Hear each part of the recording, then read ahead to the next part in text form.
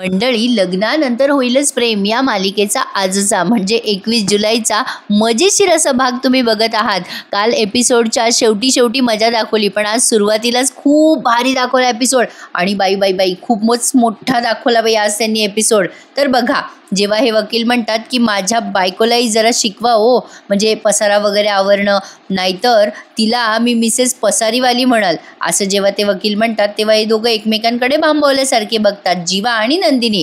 तर बघा आता पुढे काय झालंय. वकील म्हणतात, अहो हॅलो, अहो इकडे बघा. नाही म्हणजे असंच असतं हो, म्हणजे लग्न म्हटलं की आपल्या स्वभावाच्या विरुद्धच व्यक्ती मिळणार आपल्याला. नाही म्हणजे तुमचंच बघा ना, मला असं म्हणायचं होतं की मी तुमचीच केस ऐकायची सोडून माझं काहीतरी वेगळंच लावलं आहे. तुम्ही कंटिन्यू सांगा काय काय प्रॉब्लेम आहेत तुम्हाला. आता त्यावर बघा कशी गंमत घडली. आता जीवा म्हणतो, अजून आहे ना मला खूप प्रॉब्लेम आहेत. आता नंदिनी त्याच्याकडे रागाने बघते. मग आता जीवा जरा आधी घाबरतो आणि म्हणतो, सांगतो ना मी, हिला ना सतत बडबड करायची सवय, सतत बोलत असते हो. इतकी बडबड करते ना की कधी कधी मला असं वाटतं की देवाने मला कान का दिले. फुकटचा टॉक टाईम आहे हो ही. आता नंदिनीला लागलं ना ते. ती म्हणते, मी फुकटचा टॉक टाईम आहे. अहो वकील साहेब, अहो लग्न झाल्यापासून बॅलन्स नसलेल्या फोनसारखी गप्प येतो हे.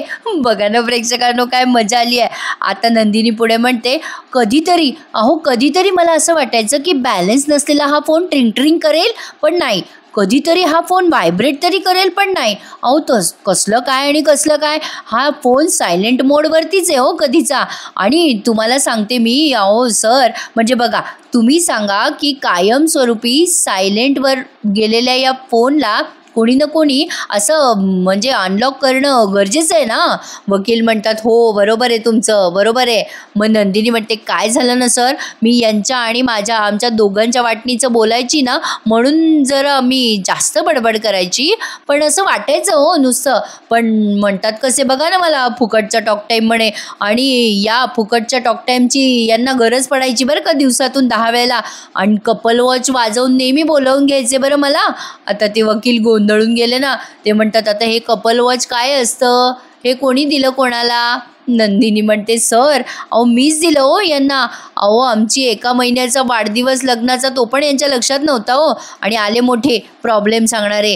मी सांगू अजून प्रॉब्लेम. अरे देवा, त्या वकिलाला असं वाटायला प्रेक्षकांनो, आता कुठून आलोय मी. पुढे बघा, आता हे झालं सगळा तमाशा जीवा आणि नंदिनीचा. पण आता बघा इकडे पार्थ आणि काव्याचं काही वेगळं नाही आहे. आता बघा, पार्थने चालू केली आहे त्याची कंप्लेंट करणं. बघा प्रेक्षकांनो, आज इतकी मजा आली ना, मी खूप वेळ हा एपिसोड एन्जॉय केला आहे आज. आता पार्थ म्हणतो, या काय सांगतील मॅडम, अहो मी सांगतो काय प्रॉब्लेम आहे. पार्थ म्हणत असतो पुढे, यांच्यासाठी काही करा. अहो फिसकारलेल्या मांजरीसारख्या सतत अंगावर येता हो. आय कार्ड घरी विसरता, आणि ते आय कार्ड मी द्यायला गेलो की मला टाळतात हो. आता काव्या पुढे काही बोलणार, तेवढ्यात पार्थ म्हणतो, थांबा मी बोलतोय ना. माझ्या गाडीत बसत नाही तो, ऑटोने जातात क्लासला, आणि त्यानंतर माझीच गाडी पंक्चर करता आणि मलाच न्यायला येता, तेही रिक्षाने. आता काव्याला कळलंय बरं का की पार्थला माहीत झालं की हिने गाडी पंक्चर केली होती.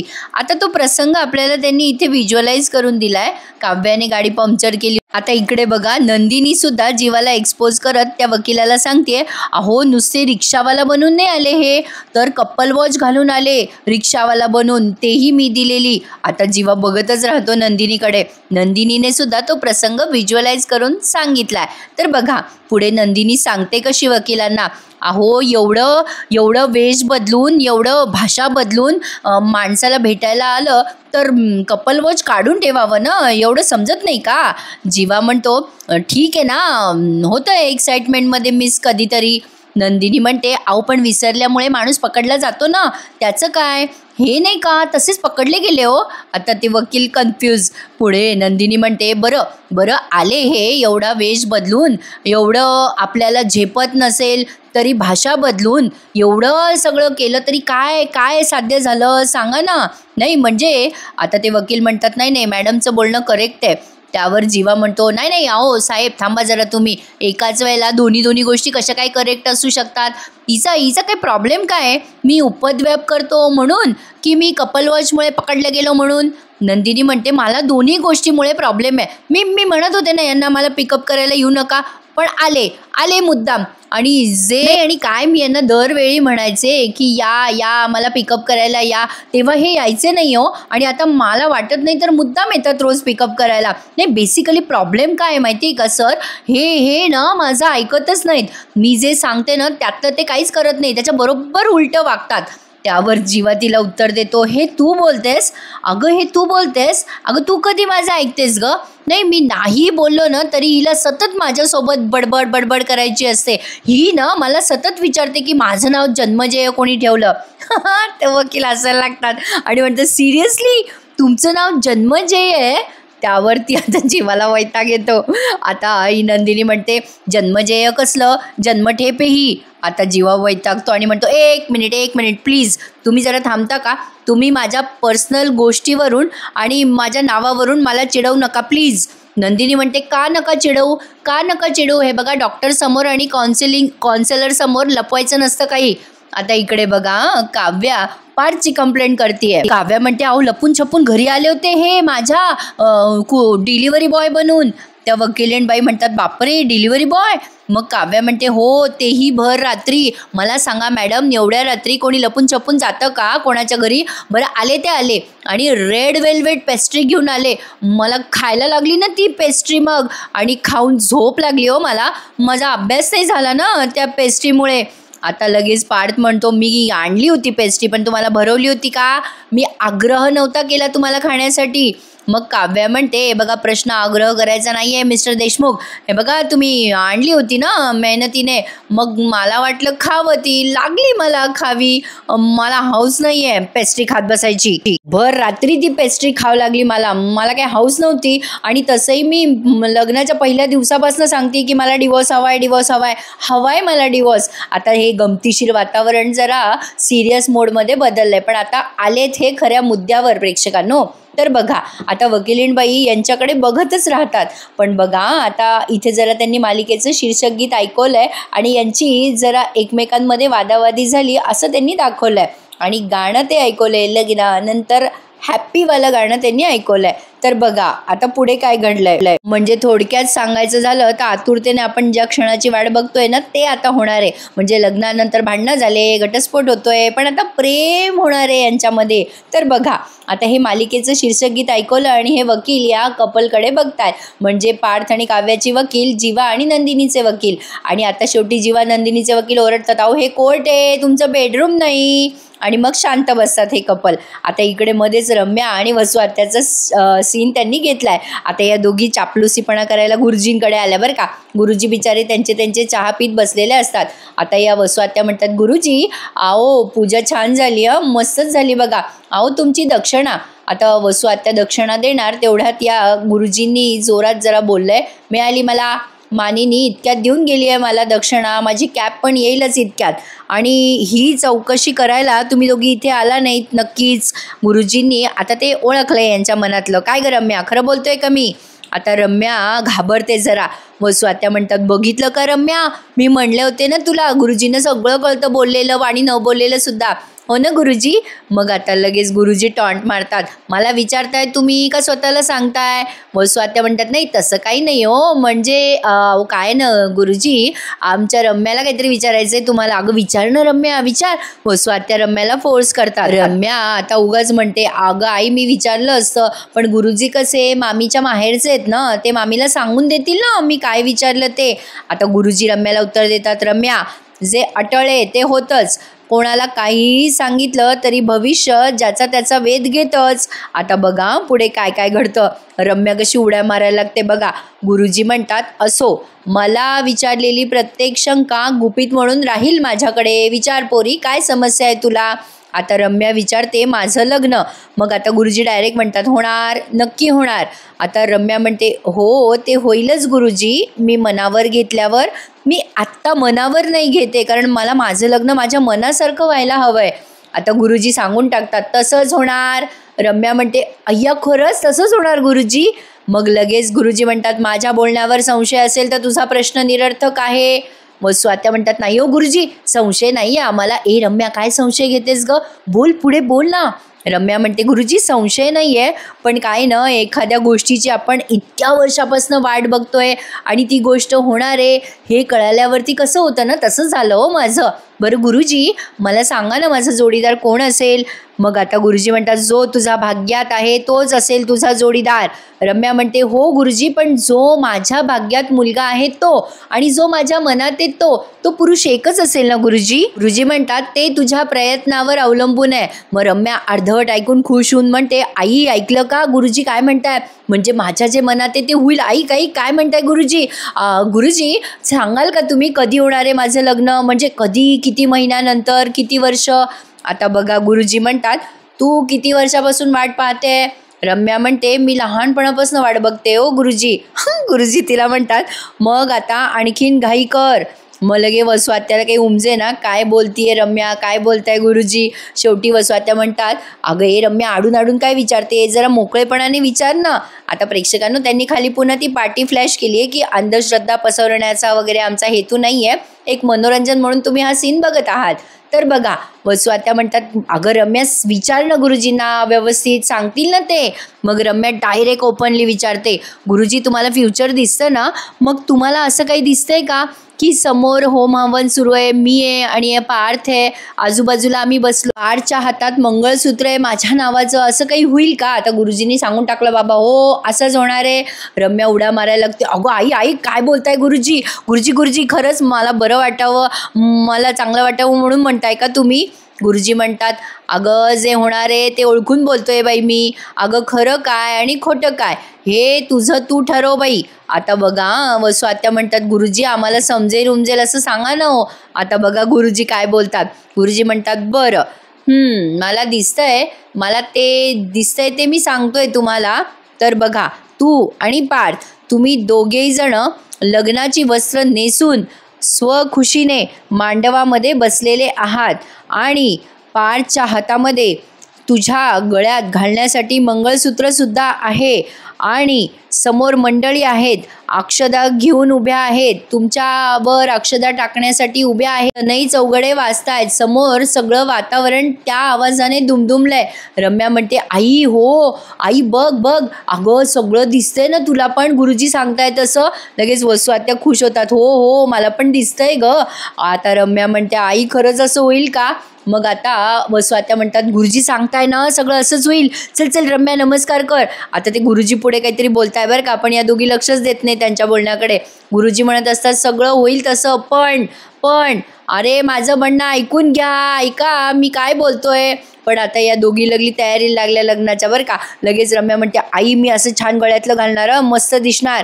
आता तेवढ्यात गुरुजींची कॅब पण आली आहे बरं का. गुरुजी म्हणतात आली आहे का कॅब, येतो. पण आता या दोघीही स्वप्नरंजनामध्ये अडकलेल्या असतात रम्या आणि वसवात्या. गुरुजी काही त्यांच्याकडे लक्ष देत नाही आणि आता रम्या आरडाओरडा करते आई मी माझ्या मनासारखं करणार, सगळं माझं स्वप्न पूर्ण होणार आई पूर्ण हो. शेवटी गुरुजी या दोघींकडे बघतात आणि तिथून निघून जातात, कारण यांना बाकीचं काही ऐकायचंच नसतं दोघींना. रम्या एवढी खुश झालेली असते पार्थची लग्न होणार आहे म्हणून. आता या सगळ्या प्रसंगावरून एक गोष्ट लक्षात आली आहे माझ्या प्रेक्षकांनो, काहीतरी थरार रंगणार आहे. म्हणजे आता या पार्थने रम्याचा विचार केला आहे लग्नासाठी आणि तिथे काव्या येईल आणि या रम्याचं लग्न मोडून टाकेल, असंच काहीतरी 100% होणार आहे. बघा आपला अंदाज जरा खराच असतो बरं का बऱ्याचदा. तर पहा आता पुढे काय घडलंय. वकील म्हणत असतात जीवा आणि नंदिनीला तुम्ही जी कारणं देताय ना घटस्फोटासाठी ही किरकोळ आहे आणि आम्हाला नाही वाटत की तुमचा घटस्फोट, म्हणजे मला नाही वाटत की तुमचा घटस्फोट या कारणांमुळे होईल. आणि आता इकडे सुद्धा पार्थ आणि काव्याला त्यांच्या मॅडम सांगत असतात वकिलींबाई अहो तुम्ही ही जी कारणं सांगताय ना ती खरंच किरकोळ आहे. 1 महिना 28 दिवस एवढा कमी काळ गेलाय तुमचं लग्न होऊन आणि तुम्ही एवढी मोठी स्टेप घेताय घटस्फोटाची. अहो मला योग्य नाही वाटत आहे आणि कोर्टालाही योग्य नाही वाटणार. त्यामुळे मी तुम्हा दोघांना सुचवते की तुम्ही लगेच घटस्फोटाची फाईल सबमिट न करता एकमेकांना थोडासा वेळ द्या. एक्झॅक्टली आता जीवा आणि नंदिनीचे वकील पण तेच बोलतात त्यांच्याशी आणि मग आता या वकिलींबाई पुढे काही बोलणार तेवढ्यात काव्या म्हणते, नाही नाही मॅडम प्लीज नको नको, प्रश्न तो नाहीच आहे.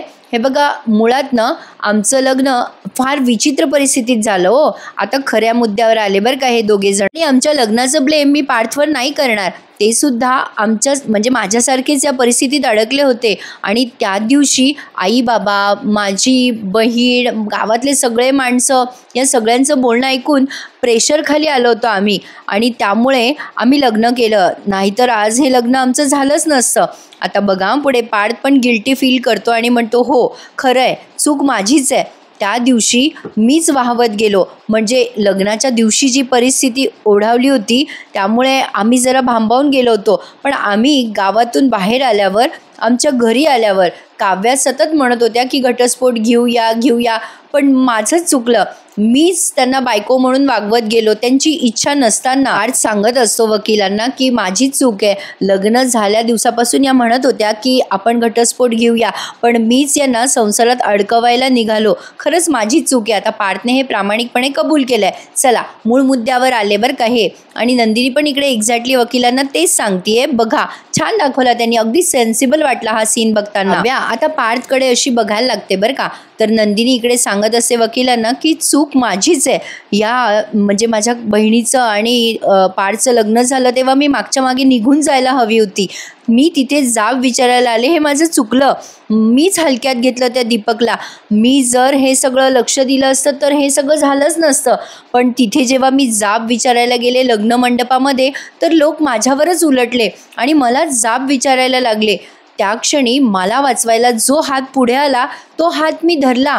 मी त्यावेळेला विचारच नाही केला की समोरचा माणूस मनापासून करतोय का दयेपोटी. हे सगळं दयेपोटी चॅरिटी होऊ शकते पण संसार नाही. आता हे वाक्य नंदिनी जेव्हा बोलून गेली तेव्हा जीवाला फार लागलं. तो म्हणतो, असं नको ग बोलूस नंदिनी, अगं ह्यात तुझी चूक नाही आहे. दोष कोणाचा असेल ना नंदिनी तर तो माझा आहे. हे बघ माझं चुकलं. म्हणजे मला जेव्हा कळलं की मी जिच्यावर प्रेम करतो तिचं लग्न झालं आहे हे मला कळलं आणि मी बिथरून गेलो ग नंदिनी. मला राग आला प्रचंड. आणि या सगळ्यामध्ये तुझ्यावर सगळे चिखलफेक करत होते, मला ते नाही आवडलं आणि मी पटकन तुझ्यासाठी पुढे आलो आणि मी विसरवून गेलो ग की मी तुझं आयुष्य खराब करतोय.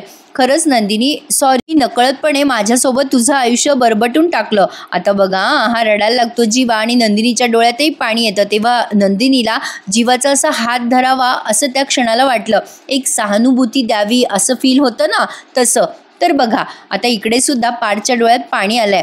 आता पार्थ त्या वकील मॅडम समोरच काव्याची माफी मागत म्हणतो, सॉरी काव्या, ही सगळी चूक माझीच आहे. आता असं म्हणून हा पार्थ पण थोडासा रडतो. तर आता लगेच काव्या टिश्यू पेपर समोर करते. आता हे वकील लोक ऑब्झर्व करतात बरं का या कपल्सला. आता जीवाला वाईट वाटतंय, नंदिनीला वाईट वाटतंय, हे सगळं कळतंय यांना. पार्थला रडू येतंय, काव्याला त्रास होतोय. तर बघा आता ते वकील ऑब्झर्व करत असतात. मग आता इकडे नंदिनी आणि जीवाचा सीन पुन्हा दाखवला. नंदिनी म्हणते, मला जीवाचा नवरा म्हणून काहीच प्रॉब्लेम नाही आहे, पण मला माहिती आहे ते बायको म्हणून मला एक्सेप्ट करत नाही, ते मला बायको मानतच नाही आणि हे स्पष्टपणे त्यांनी बऱ्याचदा मान्य केलं आहे. नंदिनी म्हणते, एकदा मनापासून संसार केल्यावर आणि आता तो मोडतोय हे बघितल्यावर पुन्हा पुन्हा हा संसार उभा करण्यामध्ये मला आता इंटरेस्ट राहिलेला नाही आहे. आता नंदिनी असं बोलते तेव्हा जीवाला फार वाईट वाटतं. आणि इकडे बघा काव्या वकिलांना सांगत असते की पार्थ देशमुख खूप इंटरेस्टिंग आहेत, हुशार आहेत, प्रेमळ आहेत. तुम्ही बघितलं असेल ना काल टीव्हीवर प्रेक्षकांनो, असे एकामागोमाग एक सीन त्यांनी दाखवले. आता काव्या वकिलांना सांगते, मलाच आता ना लग्नच करायचं नाही आहे, मला आयस व्हायचं आहे, मला चांगलं काम करून दाखवायचं आहे. खरं तर मला म्हणजे पार्थ माझ्यापेक्षाही खूप चांगली मुलगी डिझर्व करतात. तुम्ही ना खूप लवकरात लवकर आमचा घटस्फोट करा, म्हणजे पार्थला त्यांचं नवीन आयुष्य सुरू करता येईल आणि तेही माझ्याशिवाय एका चांगल्या मुलीसोबत. आता काव्या हे असं बोलते तेव्हा त्या वकील तिला बघत असतात. आता बघा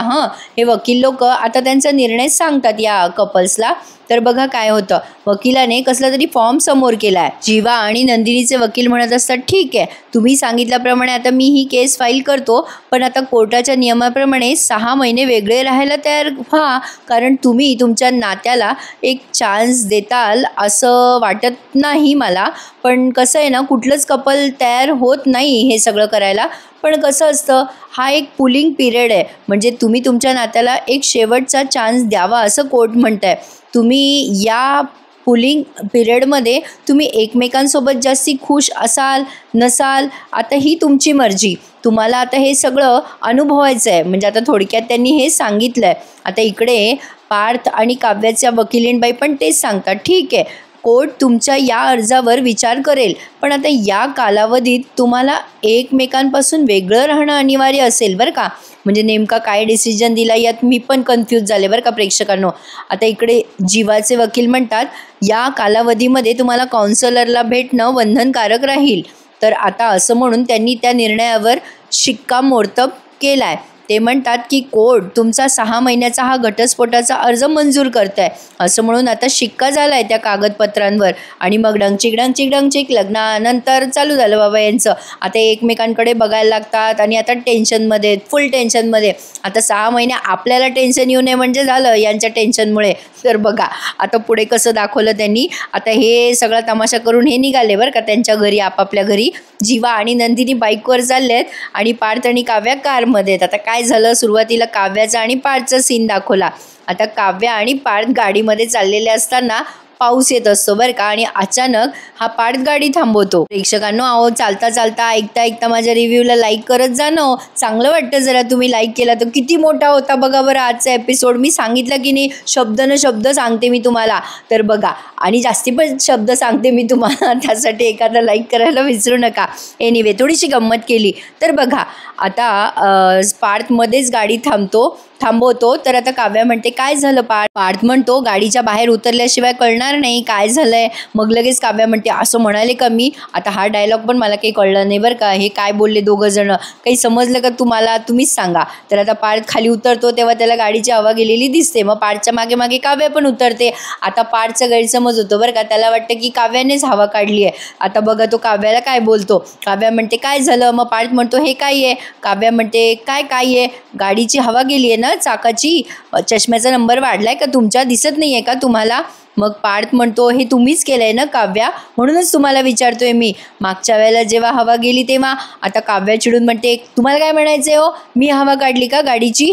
कोर्टातून बाहेर निघताना मी काढेल का गाडीची हवा. लगेच पार्थ म्हणतो हो होऊ शकतं ना असं. तुम्ही असं मागे पण केलं होतं त्यामुळे तुम्ही यावेळेला पण केलं असेल. सांगा तुम्ही केलंय ना. काव्या म्हणते उगाच माझ्यावर आरोप करू नका पार्थ. मला हौस नाही आहे असं तुमच्या गाडीची हवा काढून असं सुनसान जागी असं तुमच्यासोबत थांबायची तुमच्यासोबत अशी अडकायची. मग आता पार्थ म्हणतो खरं आहे तुमचं. आता घटस्फोट तर झालाच आहे ना. मग काव्या म्हणते हो सहन करा 6 महिने मग मला. आणि इथे हा एपिसोड संपून जातो. आता पुढच्या एपिसोडमध्ये तुम्हाला यांचा पावसाचा रोमॅन्स बघायला मिळणार आहे. काव्या पार्थला टॉन्ट मारते बरं का. आता 6 महिन्यानंतर तुम्ही माझ्या मागे लागले तरी मी तुमच्या मागे येणार नाही असं ती पार्थला म्हणते. पण आता काय होतं पाऊस येतो बरं का. आणि पावसामध्ये तुम्हाला अतिशय सुंदर रोमॅन्टिक ते घन आज बरसे अनावर हो ते गाणं ऐकायला मिळणार आहे. आणि आता इकडे जीवा आणि नंदिनीचा पण चालू आहे असं रोमॅन्स. म्हणजे ती खाली पडते तो धरतो असं फिल्मी स्टाईल काहीतरी सुरू आहे त्या दोघांचं. आणि इकडे आता हा पार्थ ते पंक्चर झालेलं टायर बदलतोय आणि काव्या अशी त्याच्या डोक्यावर तो कोट घेऊन उभी आहे त्याला पाऊस लागू नये म्हणून. ही ओली होतीये पावसात आणि त्याच्या डोक्यावर कोट. अरे देवा प्रेक्षकांनो केवढं लंबलचक दाखवलंय आज त्यांनी. तुम्ही पण ऐकून दमलात ना. पण तरीसुद्धा लाईक करायला विसरू नका. चॅनल सबस्क्राईब करा. आता पटकन निरोप घेते उद्या भेटण्यासाठी. भेटूयात उद्या. धन्यवाद.